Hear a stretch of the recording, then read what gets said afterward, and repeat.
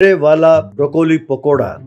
सुदर्शन का फरसन का दुकान था। वो अपने घर के बाहर ही बरामदे में दुकान चलाता था। वो ब्रोकोली पकोड़ा बहुत बढ़िया बनाता था और बेचता था। इतना ही नहीं, और कई किस्म के खाद्य पदार्थ घर में बनाकर बेचता था। उसका धंधा बहुत अच्छा चल रहा था।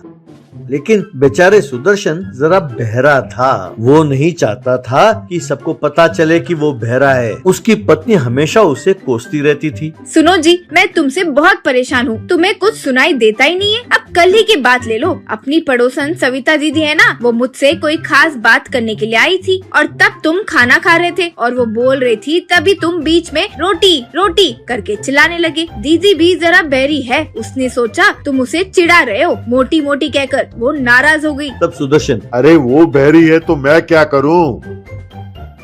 अगले दिन जब सुदर्शन दुकान पर बैठा था तो उसके सामने के घर वाला आदमी बाहर जाने लगा। तब सुदर्शन उससे, क्यों सर, आप बाजार जा रहे हैं? तब वो सामने वाला, नहीं भाई, मैं सोच रहा था जरा बाजार होके आऊं। तब सुदर्शन, अच्छा, आपके हाथ में थैला देखा तो सोचा आप बाजार जा रहे हैं। उसके दुकान के पास खड़े दो आदमी ये सब देख रहे थे। उन दोनों में कालिया नाम का व्यक्ति दूसरे से, देखा मंगल सिंह, दोनों बहरे हैं। मंगल सिंह, अरे इनसे हमें क्या लेना देना यार, वो सोना सेठ है ना, उसका घर इसी गली के आखिर में है। चलो वहाँ चलकर देखते हैं उसके घर के पास सब ठीक है ना, कोई दिक्कत तो नहीं है कल के लिए। तब कालिया, ठीक है यार, पहले कुछ मिठाई तो खा लें, देख के मुंह में पानी आ रहा है। यूं दोनों दुकान के पास आए और मंगल सिंह सुदर्शन से, ए बहरे, 2 रसगुल्ला देना। तब सुदर्शन ने प्लेट में मैसूर पाक रख के दिया। तब मंगल सिंह, अरे भैया ये नहीं, रसगुल्ला मांगा था, रसगुल्ला। चलो कोई बात नहीं, यही खा लेंगे, 1 लड्डू देना। तब सुदर्शन बादशाह देते हुए, साहब एकदम ताजा है, आप खा के देखिए। तब मंगल, तुमसे पूछने से अच्छा ये है कि तुम जो देते हो वो हम खा लें चुपचाप। यूं चिढ़कर खा रहा था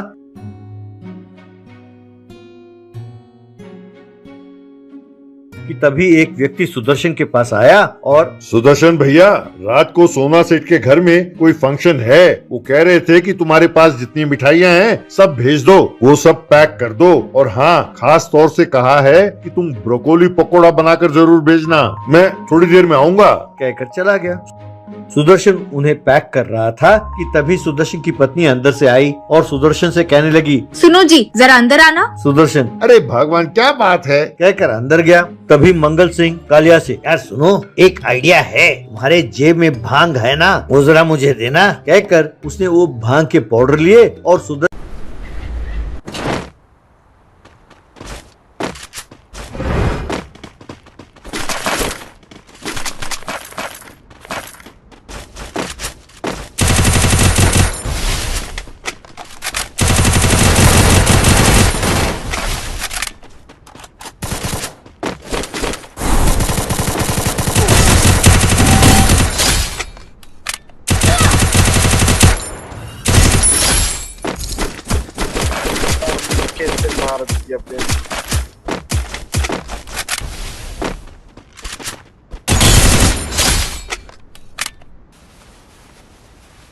Double kill.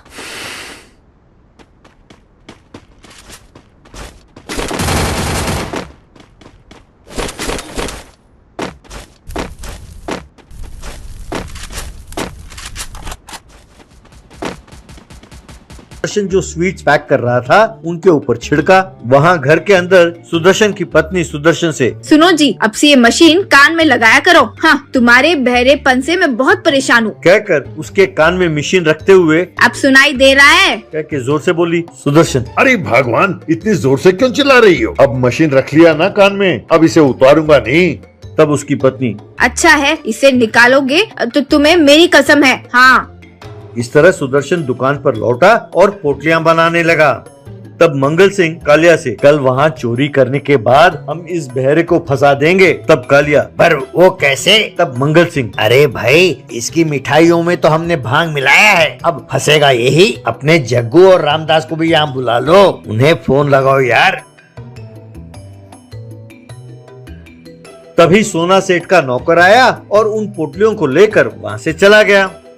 उसके जाते ही जग्गू और रामदास भी वहाँ पहुँचे। तब मंगल, जग्गू, रामदास, जरा मैं जो कह रहा हूँ ध्यान से सुनना। आज रात को ही सोना सेठ के घर में हम जेवरों की चोरी करने वाले हैं। उनकी ये बातें सुनकर सुदर्शन परेशान हो गया, लेकिन उसने ऐसे नाटक किया मानो उसने कुछ सुना नहीं। तब जग्गू, अरे चुप हो जा, दुकानदार सुन लेगा, जरा धीरे बात करो भाई। तब कालिया, अरे वो तो बहरा है, उसे कुछ सुनाई नहीं देता। सुनो भाई, रात के 10 बजे सोना सेठ के घर में सब नशे में चूर सो रहे होंगे। हम ठाट से जाएंगे और उनके घर से जेवर चुरा के ठाट से वापस लौट जाएंगे। पहले सोच रहा था कि सोना सेठ के दुकान से ही सोना चुराएंगे, लेकिन उसके दुकान पर सीसीटीवी कैमरा, अलार्म सब है ना, तो सोचा इसके घर से ही चुराते हैं, वहाँ चोरी करना सेफ है। चलो अब चलते हैं।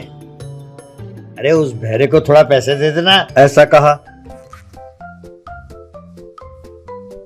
उनके जाने के बाद सुदर्शन, बाप रे, बच गया। अरे ये तो अच्छा हुआ कि मेरे पत्नी ने मेरे कान में मशीन लगा दिया, वरना ये सब मैं सुन नहीं पाता और बहुत परेशानी हो जाती। फिर उसने फोन उठाया और हेलो, पुलिस स्टेशन। यूं कहा।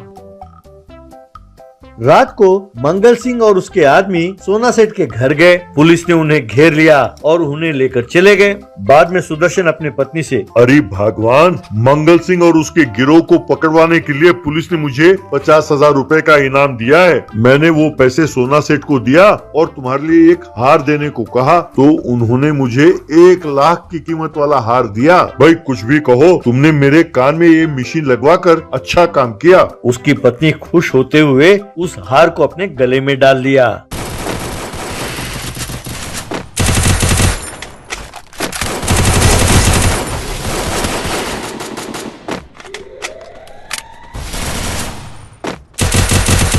Triple kill.